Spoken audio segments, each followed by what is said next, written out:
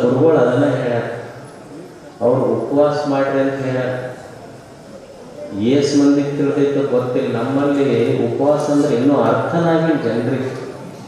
ಬರೀ ಉಣ್ಣದ್ ಬಿಡೋದು ಅಷ್ಟ ಅಂತ ತಿಳ್ಕೊಂಡಿರೋ. ಒಬ್ಬ ಡಾಕ್ಟರ್ ಹತ್ರ ಹೋದ, ಜ್ವರ ಬಂದಿದ್ದು ಅಂತ. ಜ್ವರ ಬಂದಿದ್ದು ಡಾಕ್ಟರ್ ಹತ್ರ ಹೋದ.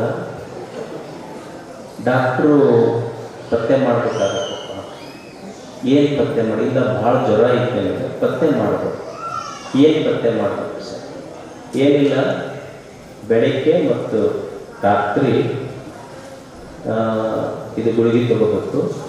ಮತ್ತು ನೀ 2 ರೊಟ್ಟಿ, ಸ್ವಲ್ಪ ಸಜ್ಜಕ, ತಿಳಿ ಸಾರು, ಅನ್ನ, ಸಪ್ಪನ ಬೇಳೆ. ಒಂದು ಹೌದು ಸರ್, ಇದು 2 ರೊಟ್ಟಿ, ಸಪ್ಪನ ಬೇಳೆ, ಸಜ್ಜಕ, ತಿಳಿ ಅನ್ನ, ಸಾರು ಉಂಡ ಮ್ಯಾಲ ತಗೋಬೇಕಂದ್ರೆ ಉಳಕ್ಕಿಂತ ಮೊದಲು ತಗೋಬೇಕಂತ. ಅಂದ್ರೆ ನಮಗೆ ಉಪವಾಸ ಅನ್ನೋದು ಅಷ್ಟು ದೂರ ಐತಿ.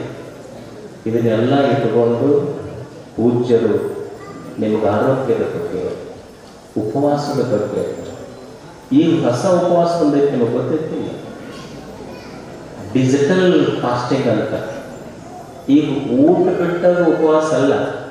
ಒಂದು ದಿವಸ ಮೊಬೈಲ್ ಬಳಸೋದು ಬಿಟ್ರಿ ಅಂದ್ರೆ ಅದು ನಿಜವಾದ ಉಪವಾಸ, ಡಿಜಿಟಲ್ ಉಪವಾಸ ಅಂತಾರೆ. ಈಗ ಹಳೆ ಕಾಲದ್ದು ಅವೆಲ್ಲ ಯಾವ ಆ ಊಟ ಬಿಡೋದು, ನಿರಾಹಾರ, ಒಂದತ್ತ ಒಪ್ಪತ್ತ, ಅವೆಲ್ಲ ಹಳೆ ಕಾಲ. ಹೊಸ ಕಾಲದಲ್ಲಿ ಡಿಜಿಟಲ್ ಉಪವಾಸ. ಈಗ ಊಟ ಬಿಟ್ಟಿರ್ತಾರೆ, ಮೊಬೈಲ್ ಬಿಟ್ಟಿರೋದಿಲ್ಲ. ಅದಕ್ಕೆ ಈಗ ಹೊಸ ಉಪವಾಸ ಹೇಳ್ಯಾರ. ಯಾರೋ ಒಬ್ಬರು ಹೆಣ್ಮಗಳಿಗೆ ಹೆರಿಗೆ ಆತಂತ ಆ ಕಡೆ ಈ ಕಡೆ ನೋಡಕತ್ತಿದ್ದಾಕಿ ಅಮ್ಮ.